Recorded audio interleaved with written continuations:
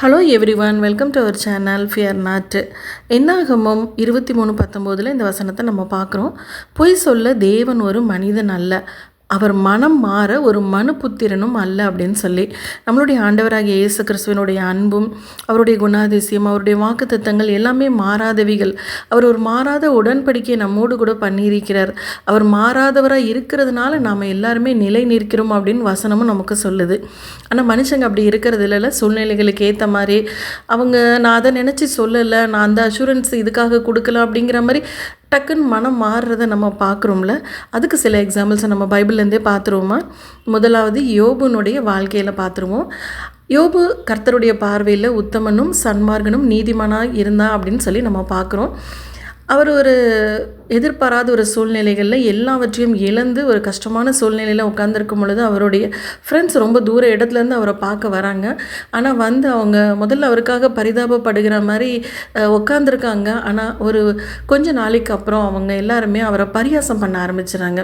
வசனத்தில் நம்ம பார்க்குறோம், அவருக்கு ஆறுதல் சொல்லவும் பரிதபிக்கவும் யோபுக்காக வந்தவர்கள் பரியாசம் பண்ணினார்கள் அப்படின்னு சொல்லி, உங்ககிட்ட ஏதோ தப்பு இருக்குது, அதனால தான் காட் உன்னை பனிஷ் பண்ணிட்டாருன்னு சொல்லி அவரையே கிண்டல் பண்ணுறதை நம்ம பார்க்குறோம். யோபுக்கும் அது ரொம்பவே கஷ்டமாக இருந்திருக்கும்ல. அந்த நேரத்தில் கம்ஃபர்ட் பண்ண வந்தவங்க இப்படி நம்மளை பற்றியே கமெண்ட் அடிக்கிறாங்களே அப்படின்னு சொல்லும் பொழுது அது ரொம்ப ஒரு வேதனையாக தான் இருந்திருக்கும்ல. அதே போல் யாக்கோபு அவர் தன்னுடைய வேலைக்காக தன்னுடைய சொந்த மாமா கிட்டே போய் சேர்றாரு. கொஞ்ச நாள் அவங்களுக்குள்ள உறவு சரியாக தான் இருந்திருக்கும். ஆனால் யாக்கோபோட வளர்ச்சியை பார்த்து அவருடைய மாமாவுக்கு பிடிக்காமல் அவருடைய சம்பளத்தை 10 முறை மாற்றினார் அப்படின்னு சொல்லி நம்ம வேதத்தில் படிக்கிறோம்.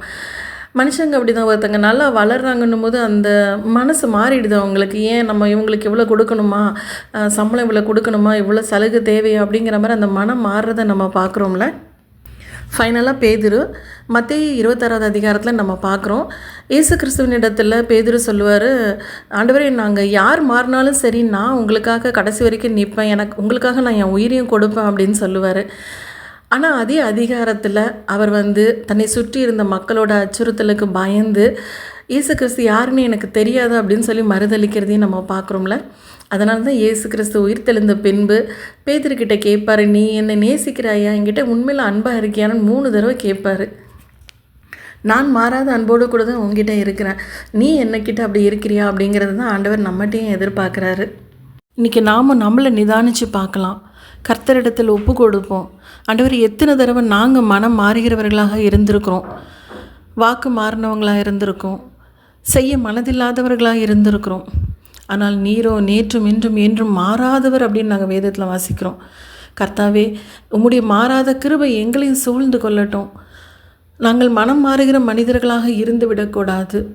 வாழ்வானாலும் சரி தாழ்வானாலும் சரி பின்னிட்டு திரும்பி பார்க்கிறவர்களாக இல்லாமல் ஆண்டவரே நிலைத்து நிற்கிற உம்முடைய மாறாத அன்புக்கு நாங்கள் உண்மையுள்ளவர்களாக இருக்க எங்களுக்கும் கிருபை செய்யுங்க அப்படின்னு சொல்லி நம்ம கேட்போம். நாம் அப்படி ஒப்பு கொடுக்கும்பொழுது கர்த்தர் நமக்கு அழகான ஒரு வாக்குத்தத்தமும் கொடுக்குறாரு.